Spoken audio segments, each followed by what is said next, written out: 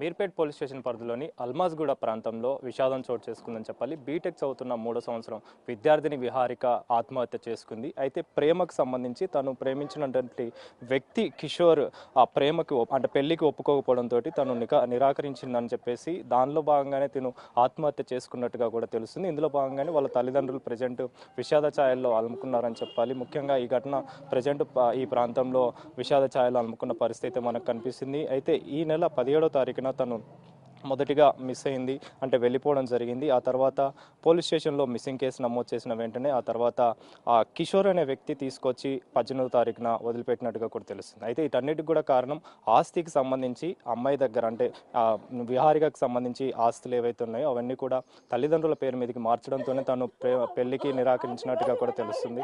అందులో భాగంగానే తల్లిదండ్రులు కూడా అదేవిధంగా ఆరోపిస్తున్న పరిస్థితి. ప్రజెంట్ అయితే తనని పోస్ట్ మార్టం నిమిత్తం ఉస్మానియాకి తరలించడం జరిగింది. తల్లిదండ్రులతో కూడా మాట్లాడదాం, అసలు ఏం జరిగింది, ఎప్పుడు జరిగిందో తెలుసుకుందాం. అమ్మ, అసలు ఏం జరిగిందమ్మా? అమ్మో, వాళ్ళు ప్రేమించుకున్నారని చెప్పారయ్యా. నేను ఫస్ట్ ఇయ్యనన్నాను. ఇయ్యనన్న తర్వాత ఇంటికి వచ్చి మమ్మల్ని కొట్టాడు, కారు అద్దాలు పగలు కొట్టాడు, గందరగోళం చేశాడు.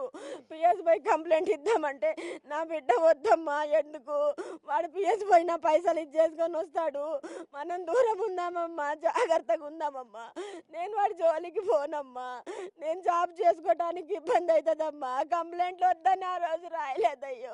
ఎప్పుడు జరిగింది అదంతా? 3 నెలల కింద అయ్యా, 3 నెలల కింద జరిగింది. నేను ఉంటానమ్మా, నేను మంచిగా ఉంటానమ్మా, నేను మర్చిపోతానమ్మా అని చెప్పింది. మళ్ళా కాలేజీ కాడికి పోయాడంట. కాలేజీ కాడ గందరగోళం, బయట బస్ ఆపి గందరగోళం చేశాడంట. నాకు చెప్పను కూడా చెప్పలేదు, మా ఒళ్ళో బాగలేదని. 10 రోజుల నుంచి ఒకటే ఏడుస్తుంది. ఏందమ్మా అంటే, నేను బతకనమ్మా, నేను చచ్చిపోతాను, నాకు వాడు కావాలంటే. నేను ఇంటికి పిలిచి మాట్లాడాను అయ్యా, నేను మా ఇంటికి పిలిచి మాట్లాడాను. అయ్యా చేసుకో, నా బిడ్డ చచ్చిపోతా అంటుంది, చేసుకొని తీసుకుపో, మేమైతే చెయ్యలేము, మా పరిస్థితి బాగలేదు అని అంటే అని చెప్తే వాడు నేను చేసుకోను, నాకు అవసరం లేదు, బయట ఎవరికి చెప్పినా నా చంపుతా, నేను చంపి జైలుకు పోతా, 2 నెలల్లో వస్తా, నేను డబ్బులు కట్టుకొని వస్తా అని మాకే బెదిరించాడు. అయ్యో అమ్మో. ఎప్పుడు బయటికి వెళ్ళింది అంటే మిస్ అయినట్టుగా కూడా, అంటే వెళ్ళిపోవడం కూడా ఇంట్లో కొంచెం వెళ్ళిపోయినట్టుగా కూడా తెలుస్తుంది. పోయిందయ్యా, మొన్న 17వ తారీఖు మంచిగానే ఉండింది. అంతకుముందు కాలేజీ నుంచి వచ్చి కూడా కూర్చొని అమ్మ నాకు బాగుండట్లేదు, నేను 2 రోజులు ఎటన్నా పోతానమ్మా అంటే, నేను మా తమ్ముడికి బాగాలేకపోతే అమ్మ బావకు బాగాలేదంట, పోతే 2 రోజులు పోమ్మా అన్న అంటే బుక్ చేస్తానమ్మా అన్న.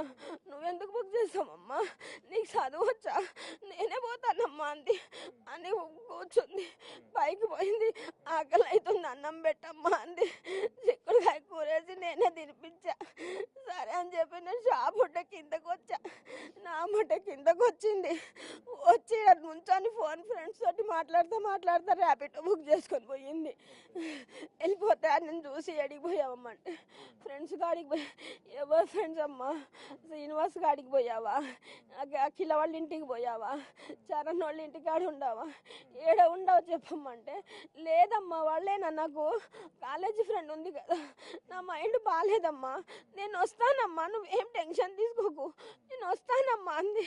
5 నిమిషాల్లో వస్తున్నా అంది, 10 నిమిషాల్లో వస్తున్నా అంది. అమ్మా నువ్వు టెన్షన్ తీసుకోకు, నేను ఎక్కడికి పోను, నేను వస్తాను, నువ్వు టాబ్లెట్లు వేసుకోమ్మా అని చెప్పి స్విచ్ ఆఫ్ చేసింది.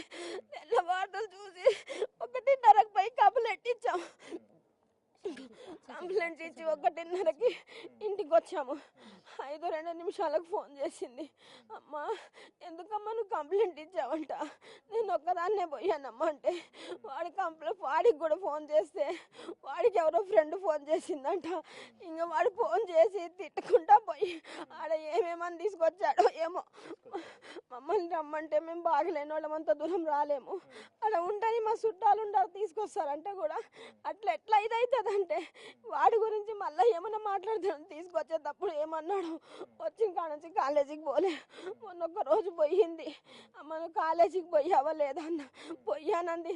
వాడికి మళ్ళీ కూడా నేను ఫోన్ చేశాను, మీర్పేట్ పిఎస్ కాడికి ఫోన్ చేసి, అయ్యా నా బిడ్డ తినట్లేదు, నాకు భయం అవుతుంది చేసుకో అంటే, నేను ఎందుకు అంటున్నాడు చేసుకోనని ఎందుకు వాడు ఇన్ని రోజులు ఆస్తి ఉందని చూశాడు అయ్యా. నా బిడ్డ పేరు మీద ఇల్లు, నా బిడ్డ పేరు మీద నుంచి ఇల్లు మేము మా పరిస్థితులు బాగాలేక మార్చుకున్నాము. దానికోసమని దానికాడ ఏం లేదు నేను చేసుకోనని చెప్పాడంటయ్యా. బిడ్డతోటి మాట్లాడినా ఆ మాట అన్నాడంటయ్యా.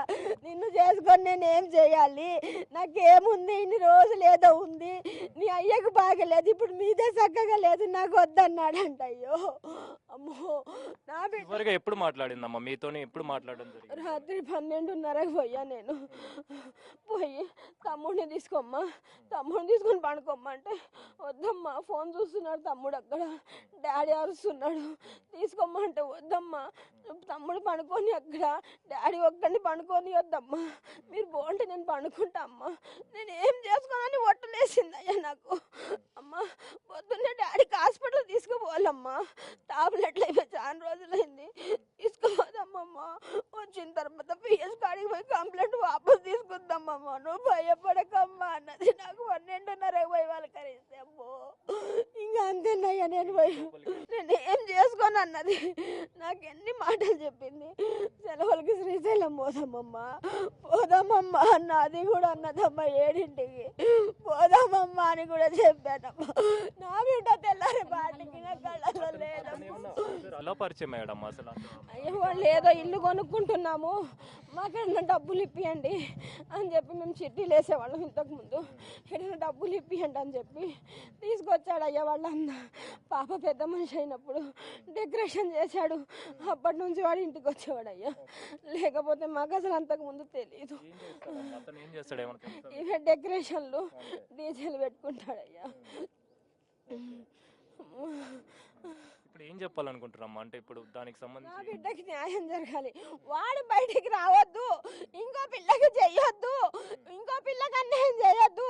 వాడు మస్తు మందికి అన్యాయం చేశారు, వాడు మస్తు మందికి చేశాడంట అన్యాయము, మస్తు మందికి చేశాడంట, మాకు తెలీదు.